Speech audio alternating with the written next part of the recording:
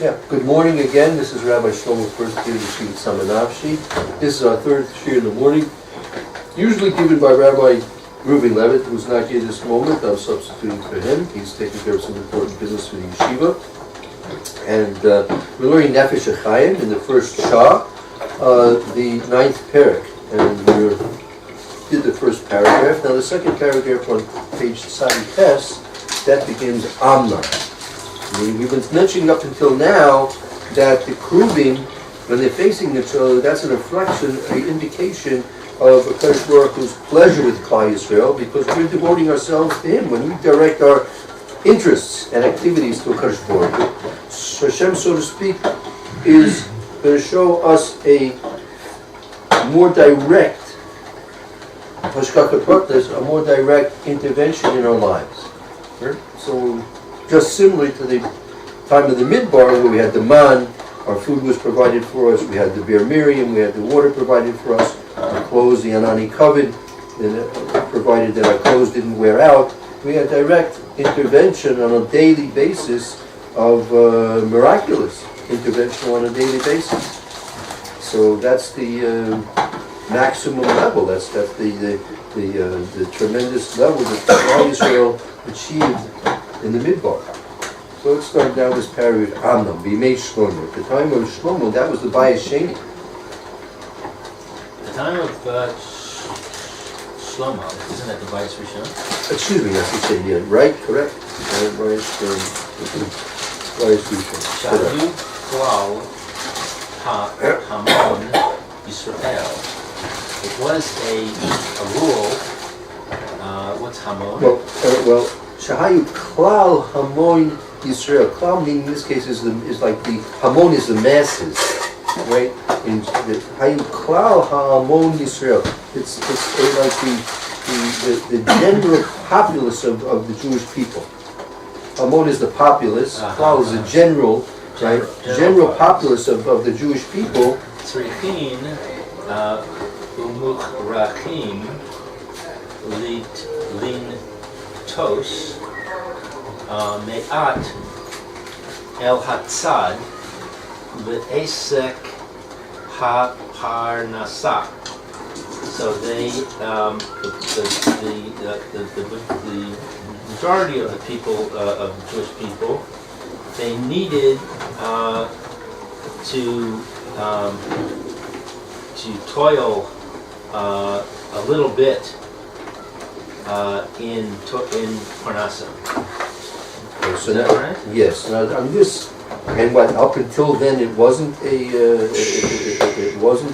problem with that. I mean, we have the Gemara that the Gemara Bracha says that the Chachamim came to David HaMelech and they said to David HaMelech, listen, the people. You can't satisfy a lion with a basket of wheat, right? And so I said, okay, so let him go ahead and make war. Just get your pillage and take from other people and get what you need. Yeah? Who said that to whom? There's the All right, Matt. Let's get down to brass tacks here. the Chachamim came to David HaMelech, Okay. and they said, "Look, the people are complaining. We need to take care of our needs." See, the more block is weird. These kind of things get me in trouble when I mention more. They don't find it right away. Are you on art school? I'm not sure if it's going to help me. I'll just have to hopefully find it. But anyway, we'll continue on. So the David HaMelech suggested that they go to the Urim V'Tumim. Urim V'Tumim was the breastplate that the Kohen Gadol wore, and you could ask it certain questions and get answers. And he said, let's see if we'll be successful if we go out to war. So that way. Doesn't there have to be an indication here that the poverty that they're experiencing has to do with the oppression of the other nations? Could be. I mean, again, the whole historical. Yeah, I'm not sure if I can.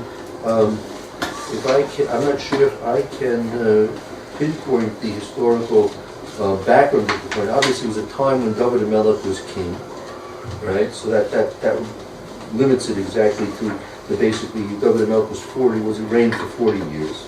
So it's again, Tanakh, as I mentioned the other day, the Torah and Tanakh are not necessarily chronological. They're not supposed to be historical documents. They're not supposed to be necessarily history from them, but they do contain certain historical information.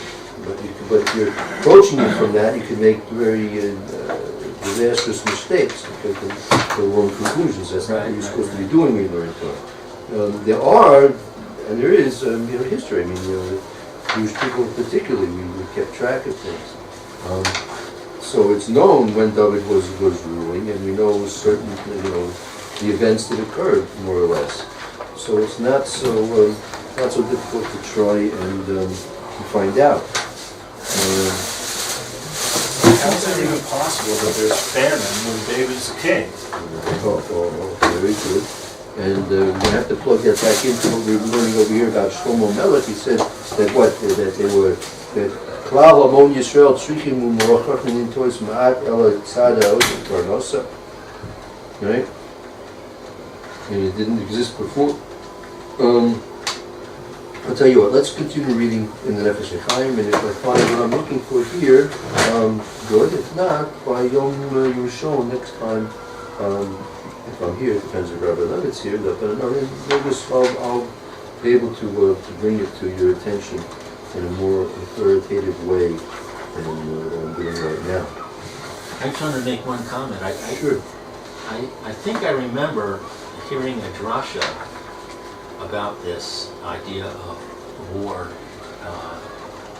and war and bread. Mm-hmm. That lechem is the word for bread, and malaka, what's the word for war? Milchama is the word for war, and they are very similar words, and it teaches us that that's the main reason that we have wars, is over bread. But the implication was that not that it was one nation wanting to just steal from another nation, but rather that there was a disagreement about something that had to do with the economy, and so the war was the result of the failure of negotiations. Does that make sense? Well, let's look at it like this. I mean, to a certain degree, yeah, but let's try and fine tune it. When you're trying to analyze aggression, war is just it's an extreme form of aggression, right? But a more minor. So what's the cause of aggression? So if your goal is to conquer, right? So what's the reason you want to conquer? So if you're interested in the natural resources, to pillage and plunder, right? They want to take captives and make them into slaves. The way the world, the good old times, the good old days. Clap you over the head, now you belong to me. Before they had the United Nations or whatever else they have today. Right. Now it's kind of looked down upon. One nation wants to conquer another nation. That's they're not politically correct anymore. In those days, it was like wherever the bigger guns, the bigger swords. It's just the way it is.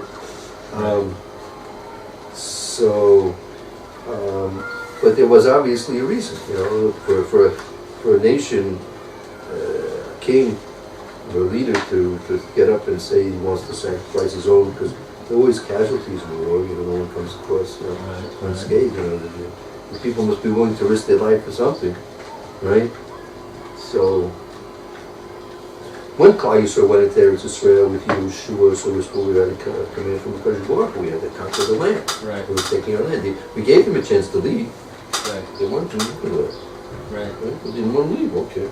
because, look, it's not such a thing, you'd say, yeah, get up and leave. Where are they going to go to? You're going to move into someone else's country? That's not going to, they're not going to, who's going to welcome them in? Right. So,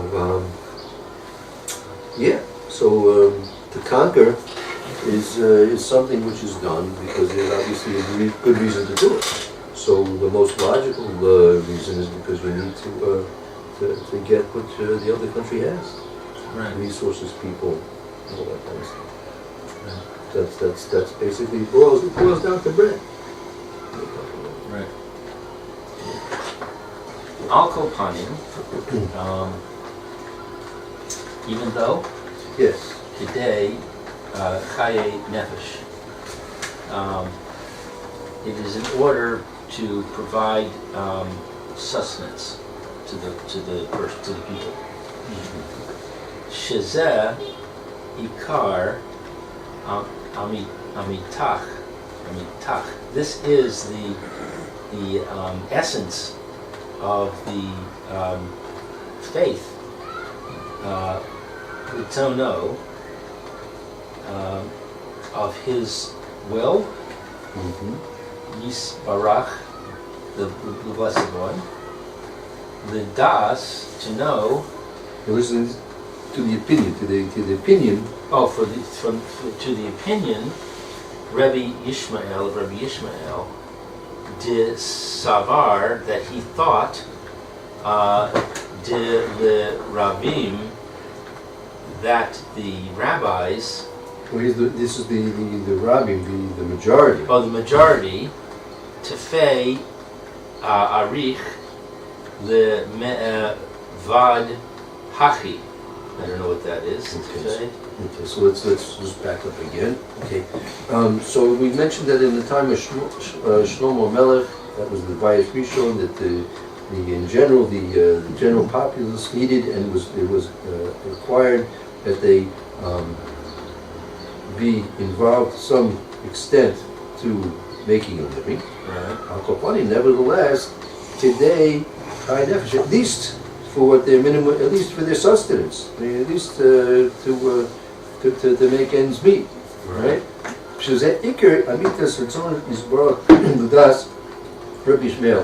That this is right. That this is in truth the primary. Truth. Right. This she'ikir amitas ritzoni isbara. That this is in truth the primary desire, will of HaKodesh Baruch Hu, right? According to the opinion of Rabbi Yishmael. He's going to go into this now. According to Rabbi Yishmael, right, that in truth HaKodesh Baruch Hu does want us to be involved with making a living, making a parnasa, right, doing something, right?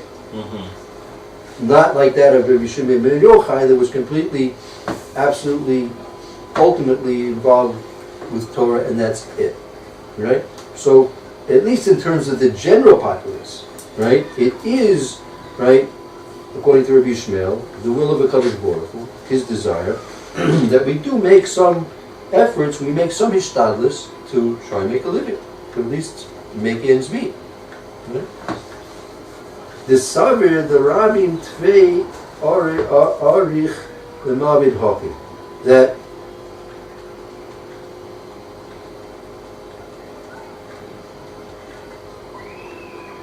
the Savir, the Rabim Tvei Arich, the Mavid Hoki.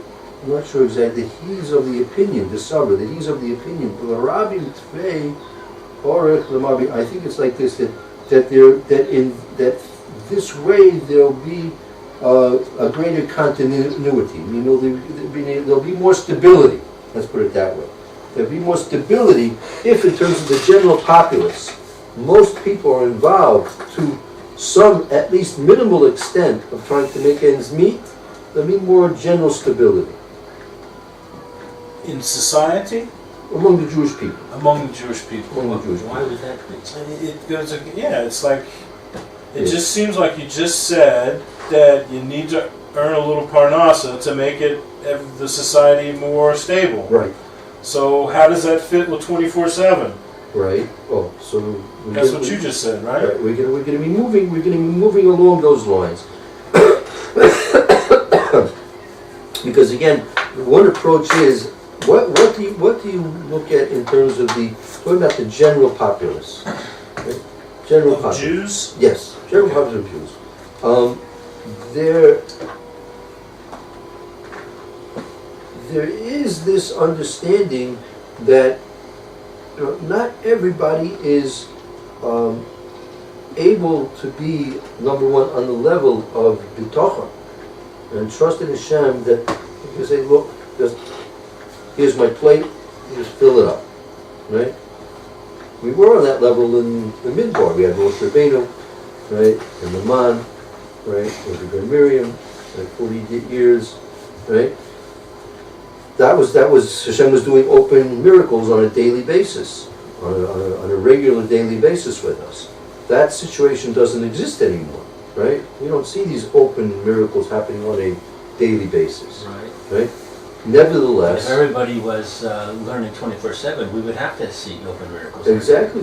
That is the truth. That is the truth. Everyone was doing that, right? Right. If you're Marshall, if you're in a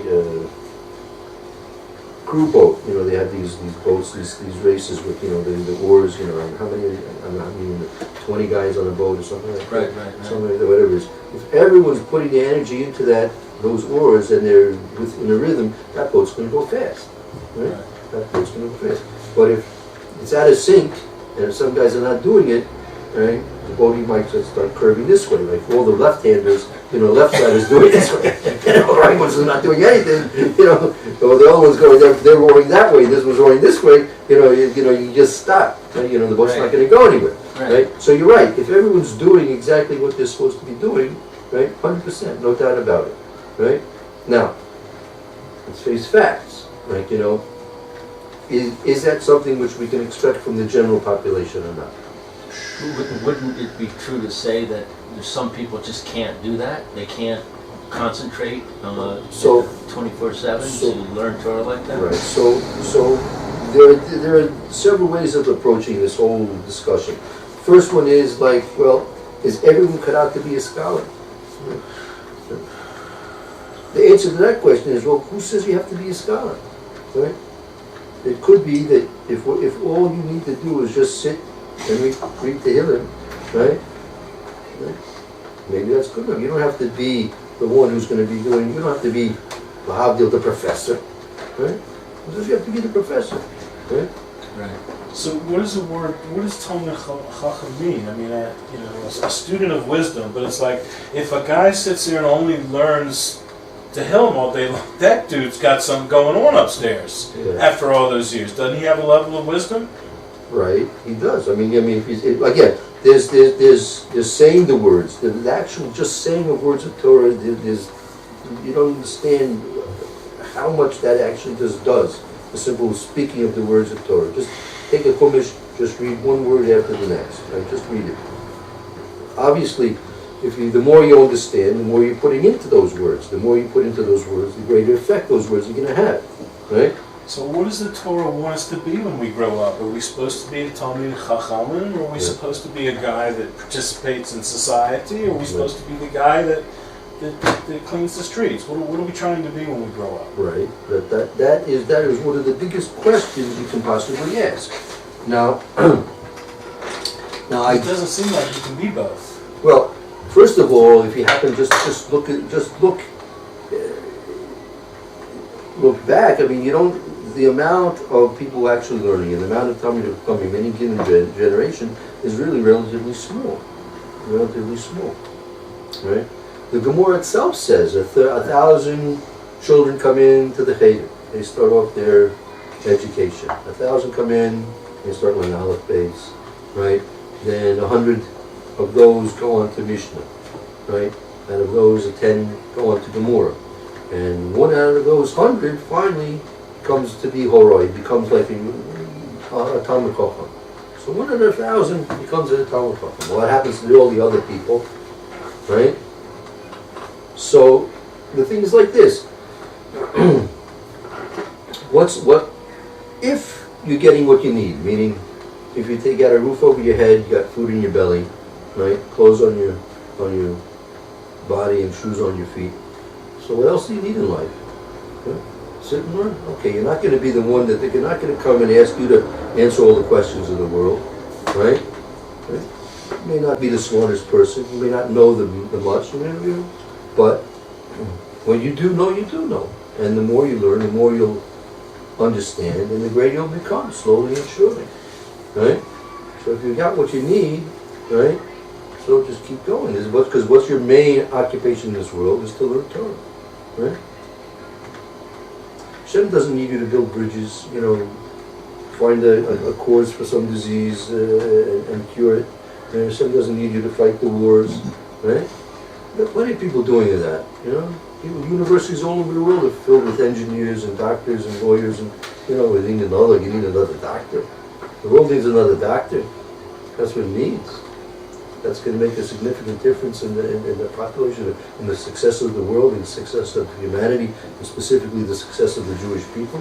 What's going to make a difference for the success of the Jewish people? Your Torah, your learning, your mitzvahs. That's going to make a tremendous, significant difference to you and to the Jewish people as a whole, and also to the whole world and to the whole universe.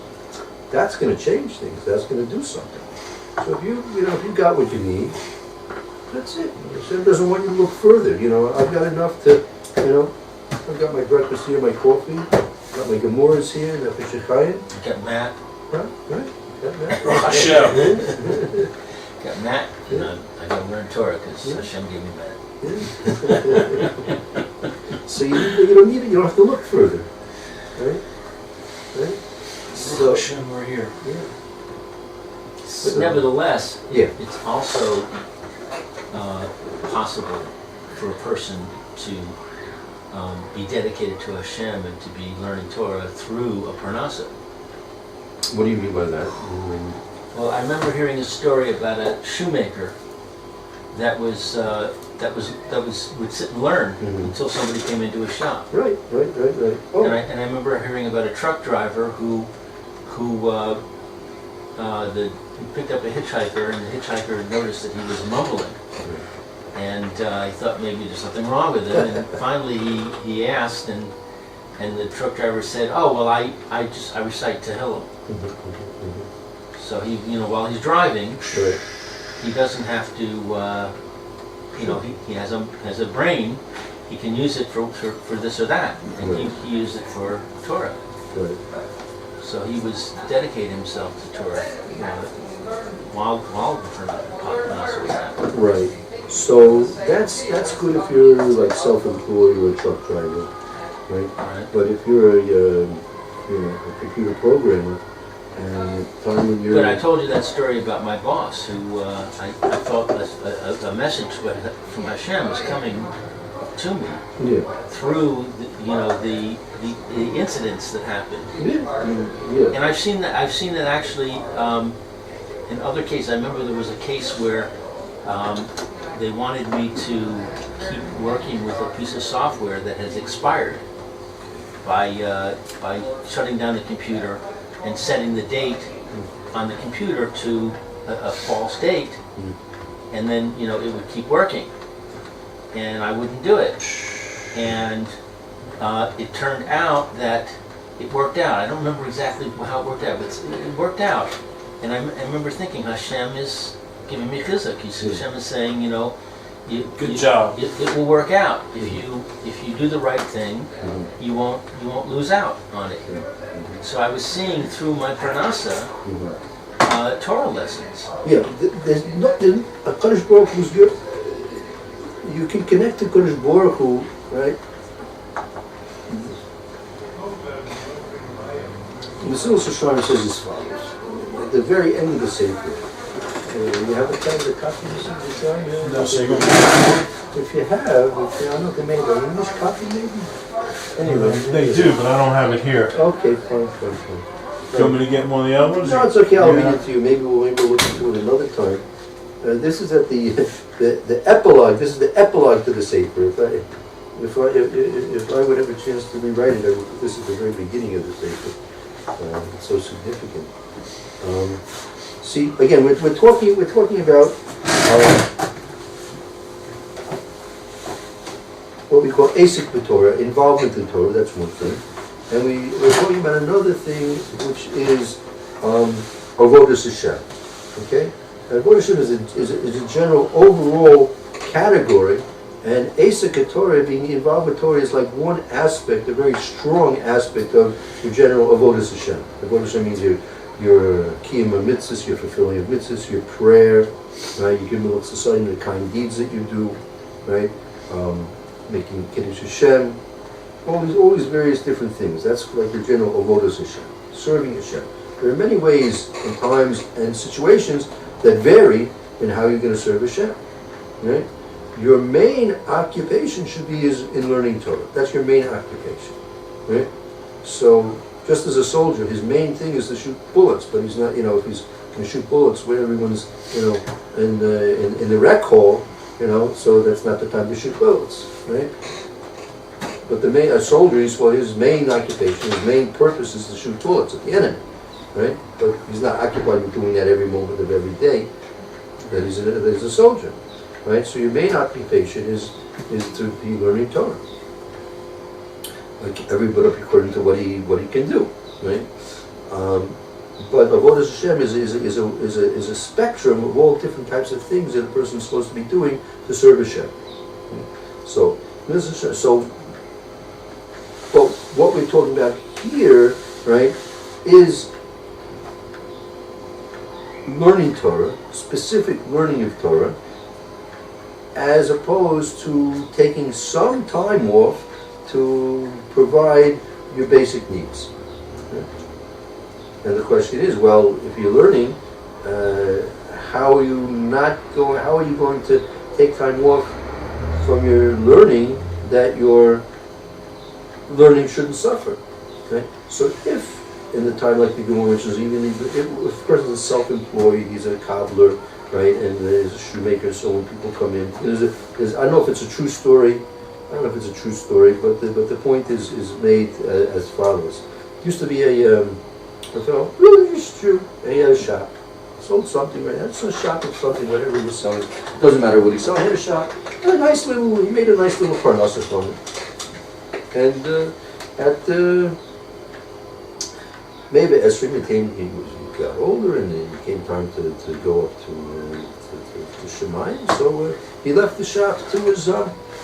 He was also a religious Jew, very fine, nice religious Jew. So the son took over the business, same shop, same merchandise, no big changes. And after a while, he noticed that this is not going like it used to be when his father was running the business. Not so many customers coming in anymore, right? Not there. So wondering, couldn't figure out. Maybe I'm doing something different. So he finally went to the Rav, right? And he said, look, the business is not doing as good as it used to be when my father was, over Shalom, was running the business. I don't know what's going on. It's a shop, same little old shop. So he said, tell me what you do. What do you do? You come in, this and that, everything. So he told him all the things he did, the whole beginning of the day till the closing of the shop. And the brother was listening. He says, I'll tell you the difference between you and your father. Your father, what would he do when there were no customers? He'd open a Gemara, right? And he'd be learning, right? So the Yitzhahara, in order to stop him from learning, would send a customer. Customer would come in, he'd have to close the Gemara, right? But you, what do you do when there are no customers? You're not doing anything. So Yitzhahara doesn't have to bother you. So he's not sending you customers.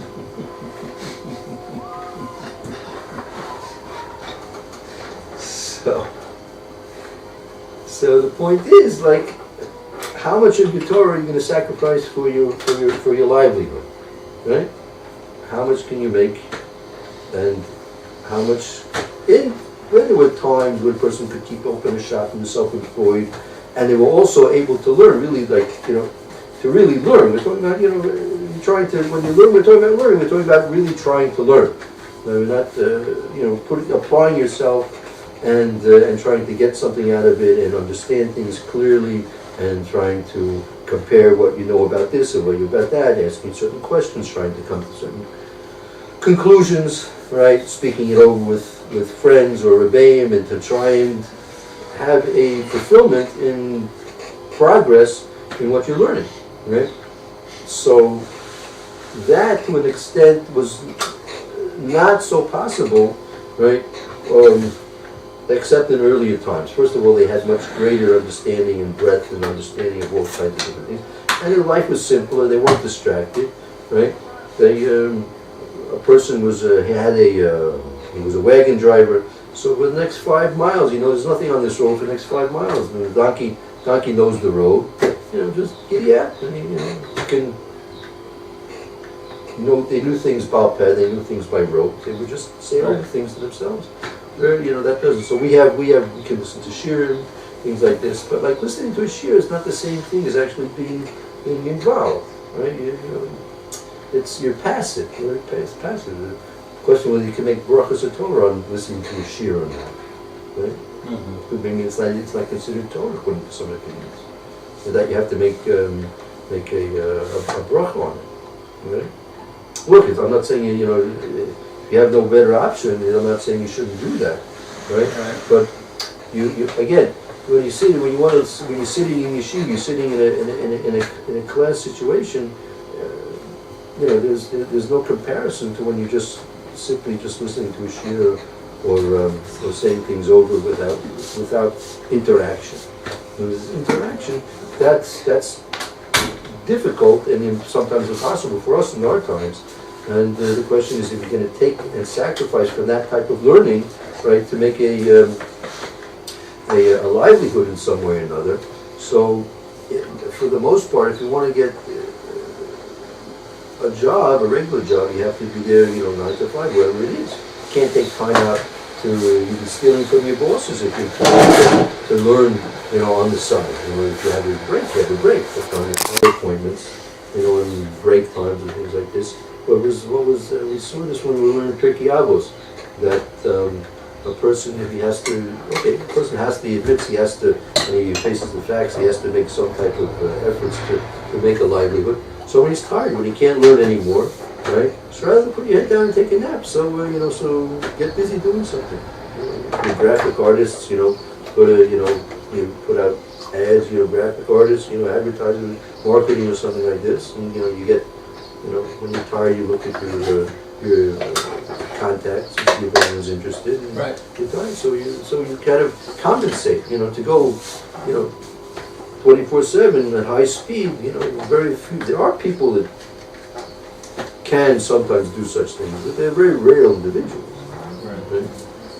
So we got to this because of this principle we just read about there won't be stability. Mm-hmm. If everybody is learning 24/7, there won't be stability. Right. So I'm still trying to understand why couldn't we just say if everybody was learning 24/7, then Hashem would perform miracles, right, and everybody would have what they needed, right, like they did in the Midbar, right, and it would be stable. Right. So it's true. It would be, but facing the facts, since that boat crew can't function that way, right? In general, right? You get 20 people together, and so you're not going to be on a boat crew, right? We're going to train you, unless you force people to train, right? You're not going to get out of those 20 people. Realistic. It's not so realistic. It's not so realistic. Uh-huh. Right? So facing the reality, right?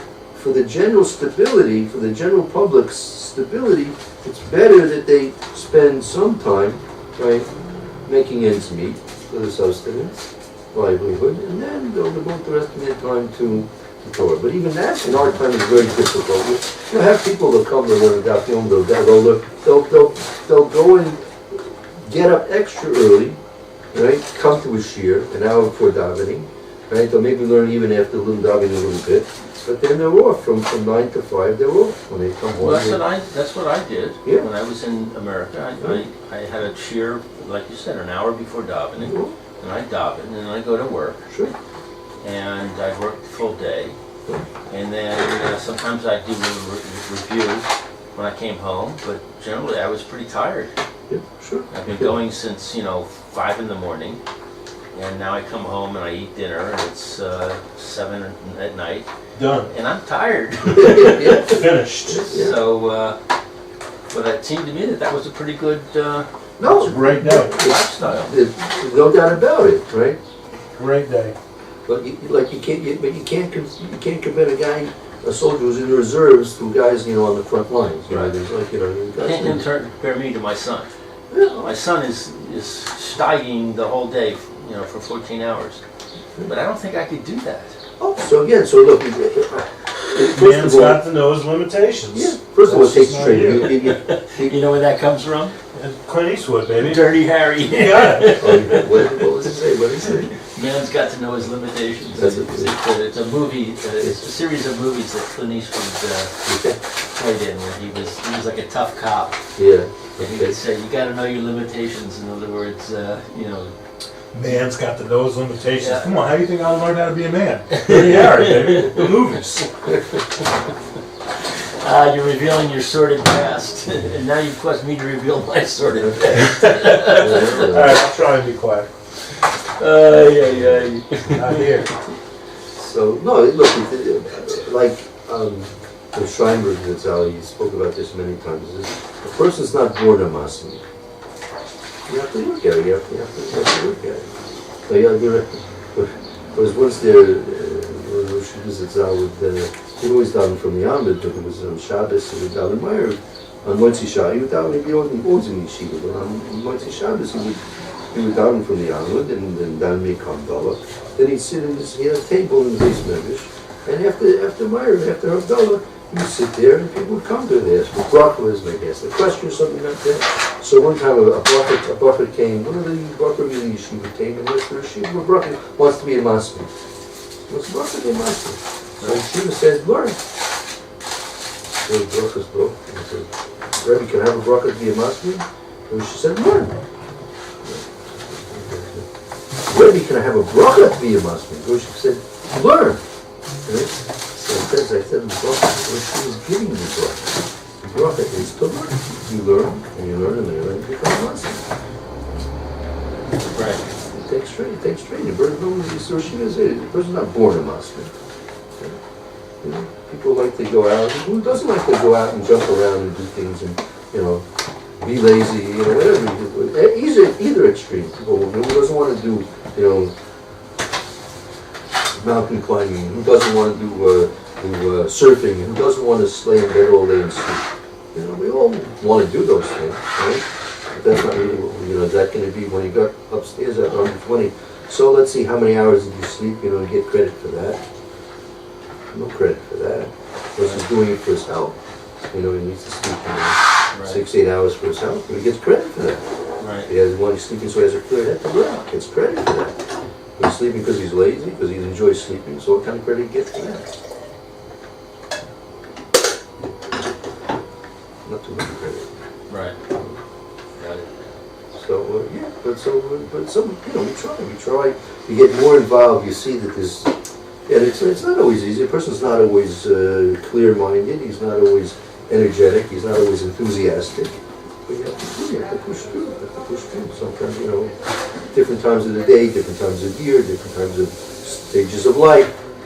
You have to keep pushing. You know that this is your. What Hashem wants from you. This is what is pleasing Hashem. This is to your own benefit, your own family's benefit, to the benefit of Jewish people, the benefit of the whole world. Right? You try your hardest. Sometimes you're more successful than others, and when you fail, you pick up and try again next time. And this is what brings people to try and learn as much as possible.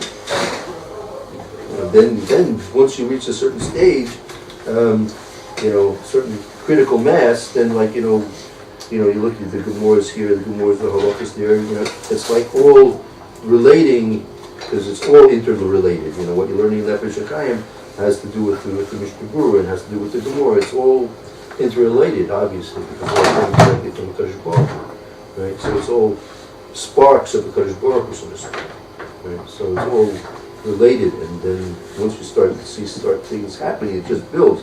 You get more interested and more interested in this. There's not enough time in the day to do everything you need to do and to find out everything you need to find out. Right? There's not enough time to do it, and you don't and you don't even have so much energy to do all these things either, right? And Right. then you have to pray, Hashem can help you, things come easier, you get certain HaKodesh mind. Just like, you see Hashem, being with, if Hashem was there with your job in California, He's not going to be here with you in Yerushalyim, with the Gemara and with the Nefesh Chaim. Better be. Of course, even more so, for sure. You'd be there, Fox Studios in California, you'd Right. be here, Right. no doubt about it. Right. Yeah. So, No, yeah, good point. Good point. but the thing is to try, that you have to realize, first realize that what your real goal in life, what you really expected to try and achieve, and then try and realize the significance of it. A lot of times people aren't successful with Torah because they don't realize the significance of it. They don't realize what it means to themselves, they don't realize what it means to their families, Right. and to Christ and to the world. They don't realize the significance. They realize it was, every word is a diamond, especially in terms of spiritual rewards and spiritual currency. Each word it's more than a diamond. You get diamonds hundreds a minute. We'll get diamonds for hundreds a minute. So we always realize the significance. Right. Right. Yeah, it's a shame. All right, so I guess today's the Yom Khamishi. I guess the Moshe is supposed to start soon. Is that?